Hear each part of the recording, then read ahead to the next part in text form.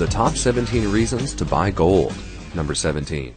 Gold is the purest form of money. J.P. Morgan was once the most powerful banker in the world, and he was quoted as saying, "Gold is money. Everything else is credit." Once you truly understand this statement, you will be on your way to never being poor again and creating generational wealth. Gold has all of the characteristics of money. It must be durable, which is why we don't use corn. It must be divisible, which is why we don't use artwork. It must be convenient, which is why we don't use copper. It must be consistent, which is why we don't use real estate.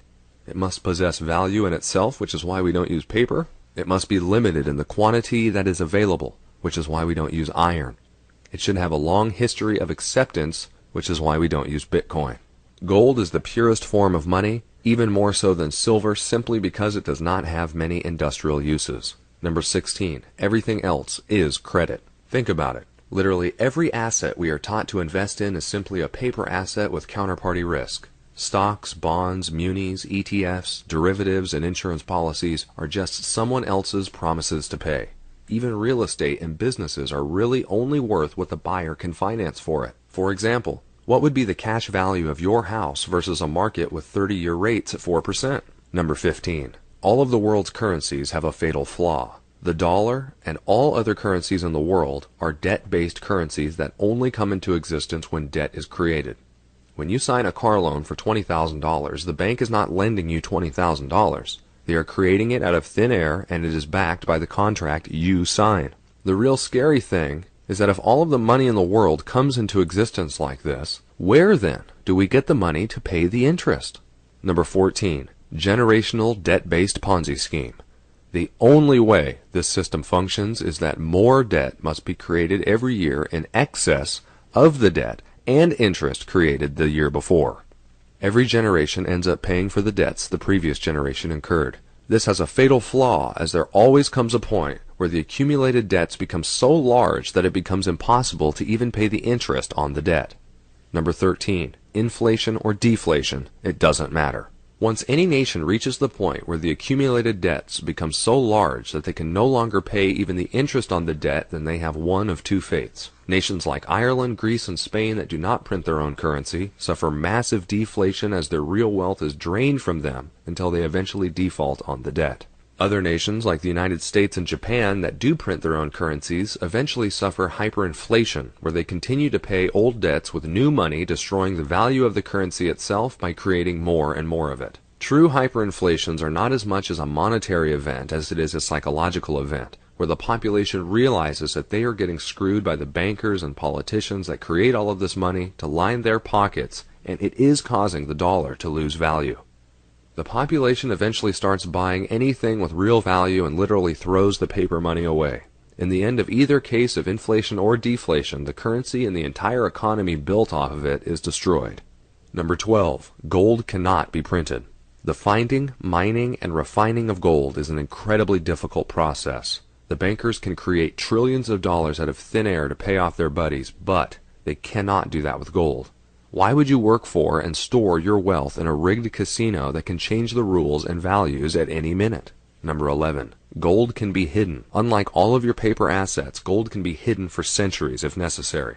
With governments increasingly looking to steal wealth from bank and retirement accounts, having an ounce of gold in your hand is a very powerful way of taking back your sovereignty. More importantly, it can be used to create generational wealth. Number 10. All paper money eventually returns to its intrinsic value. 0. There have literally been thousands of paper currencies that have been created and destroyed throughout human history, and they all suffer the same fate and become worthless. Even the dollar has become worthless. Since the foundation of the Federal Reserve in 1913, the dollar has lost 97% of its value. This has happened over the past 100 years, and it has defaulted on its promise to pay in silver in 1964 and promised to pay in gold back in 1971. Number 9. Gold is stored energy. Gold is really valued by the amount of energy that is put into the finding, mining, and refining of it. It is concentrated labor, energy, and luck. Given that we are coming close to the end of an era of relatively peaceful and abundantly cheap energy, it only makes sense to own gold, knowing that resources are declining and life will get more expensive and dangerous. Number 8. Even enemies trust gold. Gold is universally recognized as real wealth. Even enemies can trade gold without having to worry about counterparty risk. You could go to any civilization around the world in the past, present, or future with a few ounces of gold, and not even knowing the language, you'd be able to buy everything you needed. You cannot say that about any of the paper currencies or assets most people own today.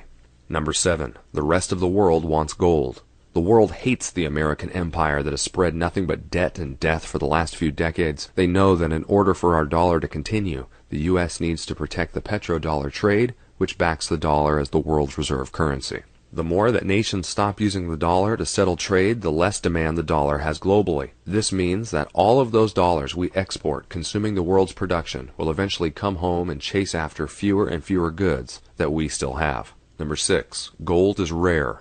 If you took all of the gold in the world and put it into a cube, that block would only have 65-foot sides.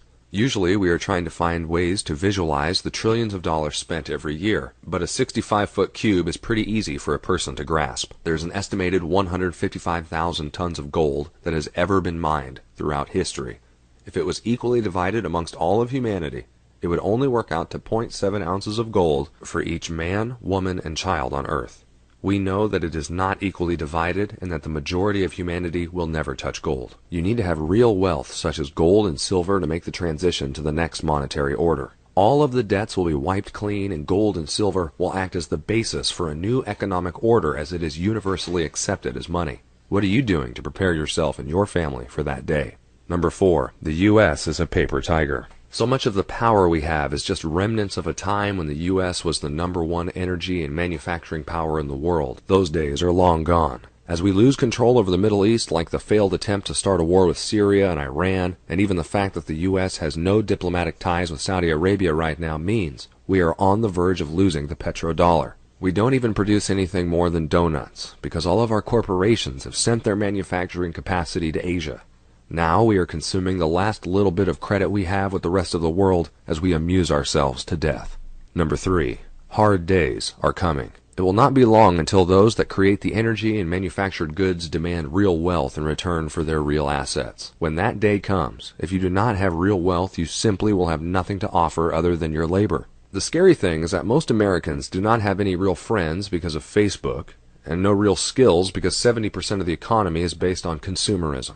This will lead to most Americans fighting for survival as all of their paper wealth and economy collapses. Having an ounce of gold or silver is a buffer for you and your family from a very harsh reality that is coming. Number 2. China and India are the past and future.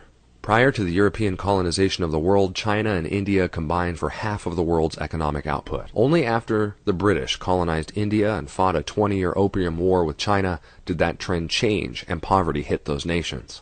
Now these nations and many more like Russia, Iran, Indonesia, and South Africa are wise to see the tricks of the Anglo-American empire and are buying gold to protect themselves from outsiders interfering with their prosperity. Most Americans are not paying attention to the massive changes that are happening in the world today, but the world is moving away from the U.S. and their dollar like a meth head in the park. China has signed 15 bilateral trade deals with major nations like Japan, Russia, and Australia to dump the dollar in bilateral trade. Russia is about to sign a holy grail deal with China to have the world's largest energy producer power the world's largest manufacturing power in the world without dollars. China, Russia, and India are buying massive amounts of gold to back their economies and help with the transition to a new monetary order. The world, in short, is building another world without us, and the U.S. will find themselves on the outside looking in. Number 1. Gold is made from collapsed stars. Throw out all of the historical, monetary, and geopolitical reasons for owning gold. The very fact that gold is made from exploding stars is simply amazing. When you hold an ounce of beautiful gold and feel its weight and luster, you will also feel how amazing it is to own something that can only be created by the incredible power of exploding supernovas fusing elements together into creating the very dense and heavy metal known as gold. This gold is not from Earth and is something truly spectacular to own in of itself.